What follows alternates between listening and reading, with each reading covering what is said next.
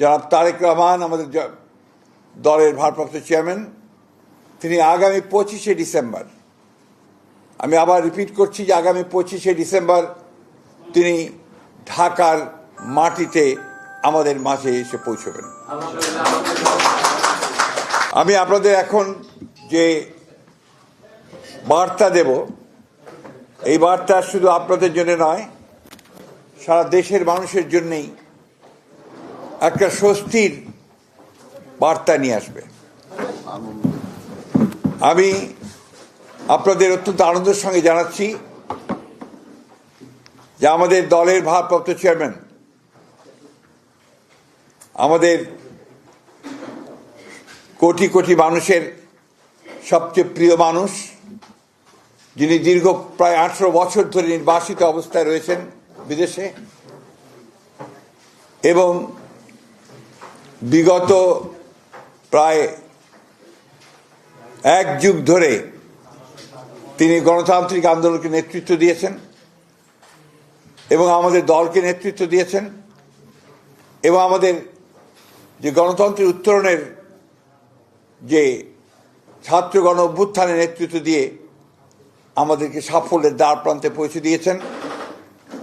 আমাদের সেই সংগ্রামী নেতা, এই দেশের গণমানুষের অত্যন্ত প্রিয় মানুষ জনাব তারেক রহমান আমাদের দলের ভারপ্রাপ্ত চেয়ারম্যান, তিনি আগামী 25শে ডিসেম্বর, আমি আবার রিপিট করছি যে আগামী 25শে ডিসেম্বর তিনি ঢাকার মাটিতে আমাদের মাঝে এসে পৌঁছবেন।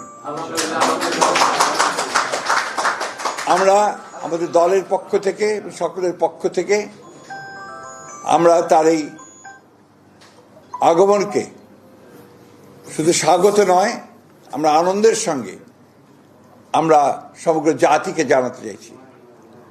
এবং আজকে গণতন্ত্র উত্তরণের পথে যে সমস্ত বাধাগুলো সৃষ্টি হয়েছিল, আমরা মনে করি যে আমাদের ভারপ্রাপ্ত চেয়ারম্যান তারেক রহমান সাহেব দেশে এসে পৌঁছলে সেই সমস্ত বাধা দূর হয়ে যাবে। কারণ আপনারা জানেন যে একটা বৈঠক লন্ডনে যেটা আপনার সংগঠিত হয়েছিল, আমাদের ভারপ্রাপ্ত চেয়ারম্যান এবং বর্তমান যে প্রধান উপদেষ্টা, লন্ডনে যে সভাটি হয়েছিল, সেই সভায় সিদ্ধান্ত হয়েছিল যে ফেব্রুয়ারির মাসের মধ্যবর্তী সময় নির্বাচন অনুষ্ঠিত হবে। ফলে আমাদের নির্বাচন সম্পর্কে যতটুকু আপনার একটা শঙ্কা ছিল সেটা চলে গিয়েছিল। এবং গতকাল নির্বাচনের তফসিল ঘোষণার মধ্য দিয়ে নির্বাচনের যে রেল চলতে শুরু করেছে, যে সারা দেশের মানুষের মধ্যে যে একটা আশা প্রত্যাশা সৃষ্টি হয়েছে, সেটা বাস্তবায়িত হতে চলেছে। আমরা আবারও আপনাদের জানাতে চাই যে এই বিষয়টা আপনারা যথাযথ আপনার মূল্য দিয়ে আপনারা জাতির সামনে তুলে ধরবেন, এবং একই সঙ্গে আমাদের ভারপ্রাপ্ত চেয়ারম্যানের আগমন যেন অত্যন্ত সুন্দর সুষ্ঠুভাবে হতে পারে সেই বিষয়ে আপনারা আমাদেরকে সহযোগিতা করবেন। আপনাদের সকলকে ধন্যবাদ।